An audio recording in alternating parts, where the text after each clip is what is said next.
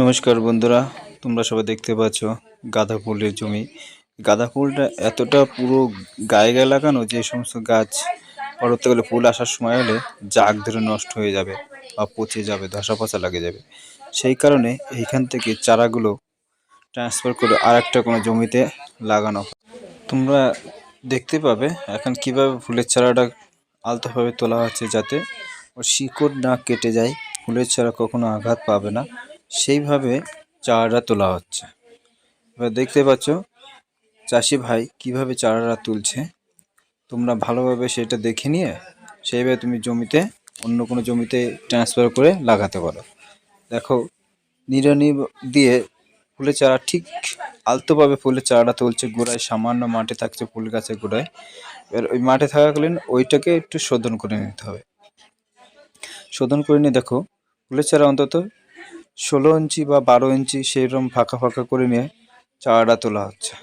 তুলে সেইভাবে রাখা হচ্ছে যাতে একটা গাছের সঙ্গে একটা গাছের ডিফারেন্স থাকবে, অন্তত 12 ইঞ্চি বা 16 ইঞ্চি এরকম ডিফারেন্স থাকবে। তাহলে এই চারাটা একটার সঙ্গে আরেকটা বড় যখন হবে তখন ওর সঙ্গে কখনো গায়ে গায়ে টাচ খাবে না, ফুলের চারা কখনো ধসা পচা লাগবে না। সেদিকে তাকিয়ে এই চারাটা তোলা হচ্ছে। জমিতে 4টে চাষ দিয়ে জমিতে জৈব সার, চুন আর খোল দিয়ে জমিতে অন্তত 10 কাঠা জমি হারে অন্তত 2 কেজি 1 কেজি করে সার দিতে হবে। সার দেবো না, পরবর্তীকালে দেবো, আগে চারাটাকে বসে নেবো।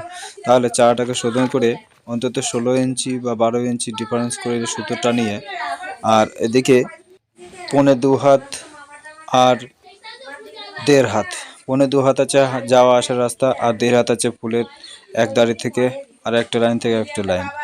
এইভাবে সুন্দর করে একটু হালকা নরম মাটিতে ছেড়ে দেওয়া জমিতে এরকম হালকা মাটিটাকে সরিয়ে চারাটা সুন্দরভাবে বসিয়ে দেওয়া হচ্ছে।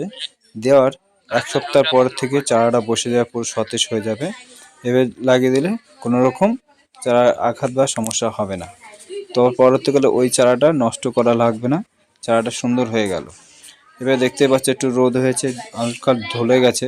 এবার ঠিক একদিন পরে চারা শোধন করার পর যখন পোতা হচ্ছে, পুঁতে দেওয়ার অন্তত 2 দিন পরে গাছের গোড়ায় শিকড়চারা ওষুধ দিয়ে স্প্রে করতে হবে এবং ডাইথেম বা সার্ফ দিয়ে স্প্রে করতে হবে। শিকড়চারা ওষুধ দেওয়ার পর তুমি ওটু সার্ফ বা ডাইথেম দিয়ে স্প্রে করে দেবে। দেখবে গাছের গায়ে পাতায় কোনো রকম তিলে পড়বে না এবং গাছ ঢলে পড়বে না, গাছ সতেজ থেকে যাবে।